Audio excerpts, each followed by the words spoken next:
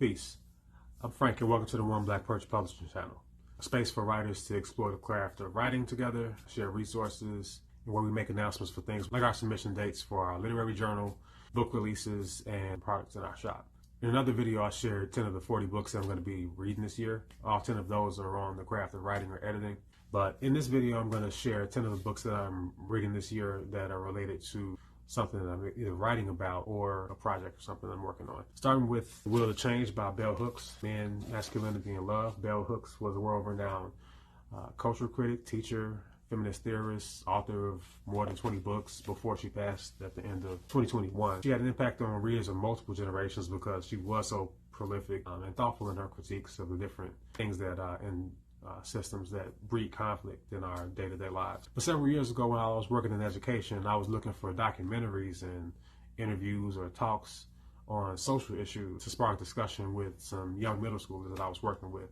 And many times she was one of the writers interviewed, or her work was referenced by another thinker that was given a critique of pop culture or entertainment or something like that. We were able to have some constructive and sometimes breakthrough conversations occur thanks to the caring way that she often frames her argument, very, very inclusive. And then a few years ago, I read Sisters of the Yam, Black Women in Recovery. And since then, I've kept the title of hers in rotation as a sort of a systems check for compassion. So I've read just a few of her titles since midsummer of 2021. But most recently, I remembered Rapture, The Writer at Work, which is a collection of essays, meditations, and reflections on the different phases of her writing life. The Will to Change, though, is her encouraging men to look at the negative effects that patriarchy has on our ability to know ourselves, from being able to be in touch with our emotions, and from loving generally. It was originally published in '04, which is 20 years ago now, and today you finally see a lot of podcasts and people talking about these topics a lot more in public, being curated by professionals with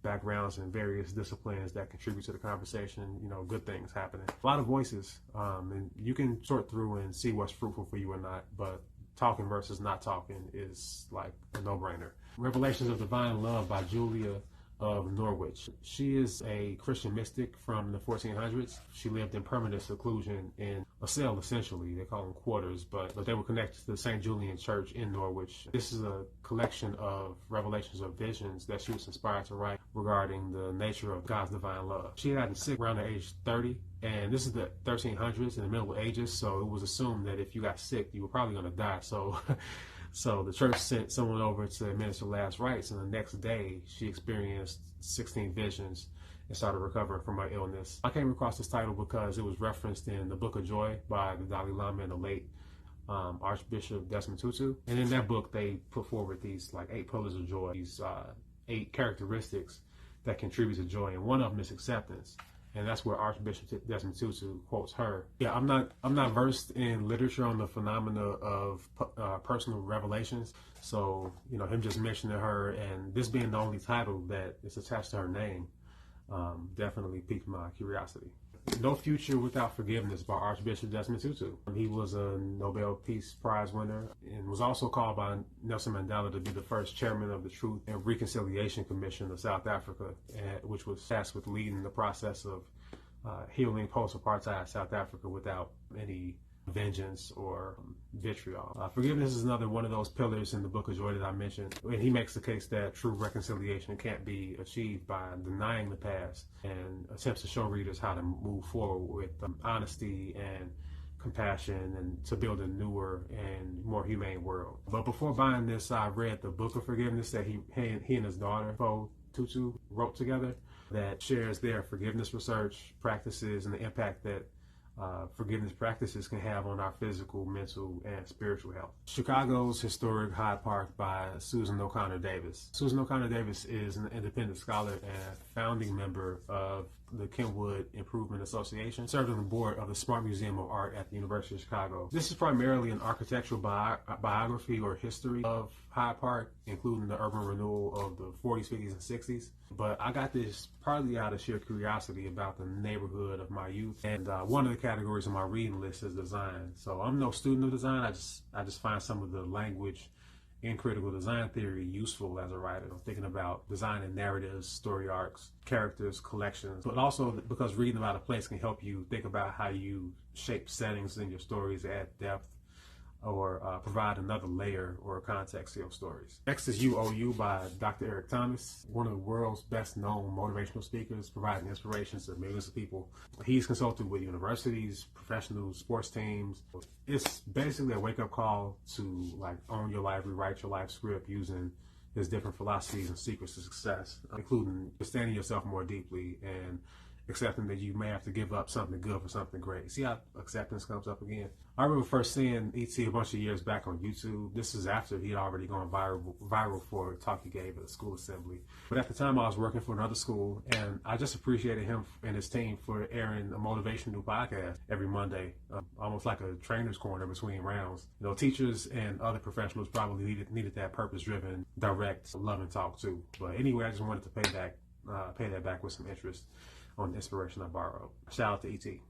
Harold, the People's Mayor by Dempsey Travis. So this is Chicago's first black mayor, and it draws on recollections, notes, hundreds of hours of interviews tracing his early years as a student at DuSable High School to time in the Senate, and eventually his reluctant run for mayor, which he won and served one term as mayor before he would pass in 87. Another History of Chicago read, this time looking at a political figure instead of an industry like architecture.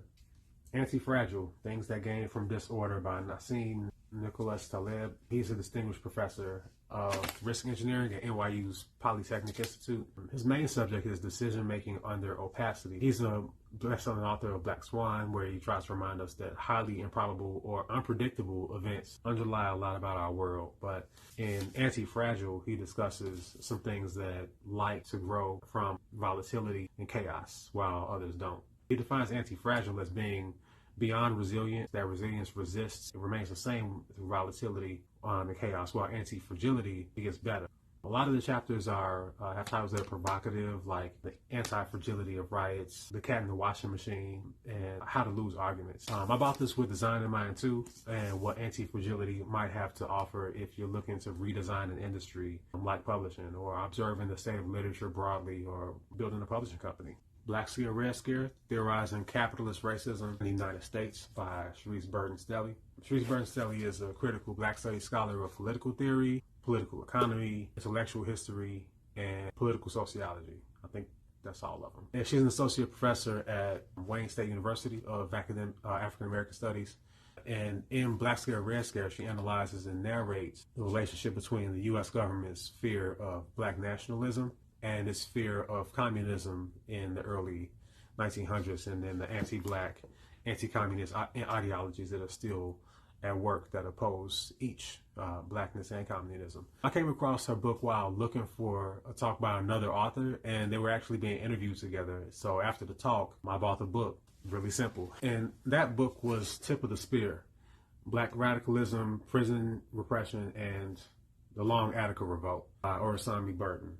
Orisanmi Burton is an assistant professor of anthropology at American University. His research examines grassroots resistance and state repression, currently focused on Black-led movements and state infrastructures, the things that come out of that, like militarized policing, surveillance, and imprisonment. He argues that prisons are our war, not just a part of war, but they are war, and that they're part of the state's overall strategy of race war, class war, colonization, and counterinsurgency. Universities ask professors to publish in part to contribute to making a more informed public, sharing the nature and extent of their research and its impact on society. So titles like these and others that were recently published are important for broadening your perspective about the world around you, especially in a time where it's easy to be persuaded into narrowness or become too distracted to think long or think critically.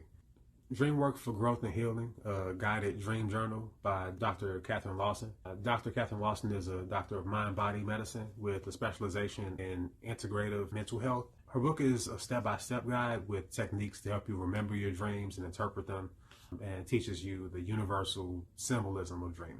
I got this after a friend recommended it, thinking that dream work might be helpful or fulfilling experience for me to open myself up to. Years ago, I used to record my dreams whenever I could remember them. At one point, there were like months where I was recording them pretty often, like almost every morning, remembering bits and pieces of them. This was years ago. So I'm looking forward to coming at it with a framework in mind and a little bit more educational and some guidance. It's a guided journal. So far, my TBR list is at 20, Getting to 40 books by the end of the year is the goal, so I still have some more titles to grab. So far, I got a little mix of books here. If you read any books by the authors I mentioned in the video, let me know your response to their work.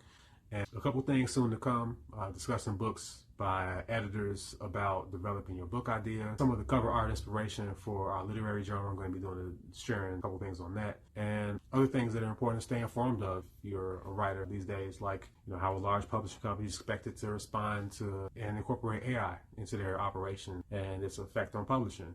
And another necessary but old question, what's the value of the printed book today? So I'm going to ask those questions and share those here. But soon enough, Neuralink going to have us downloading books in our brain like the Matrix and short-circuiting like Meteor Man. Anyway, subscribe to stick around as we build a publishing company in public, sort of, and share our learning as we move along.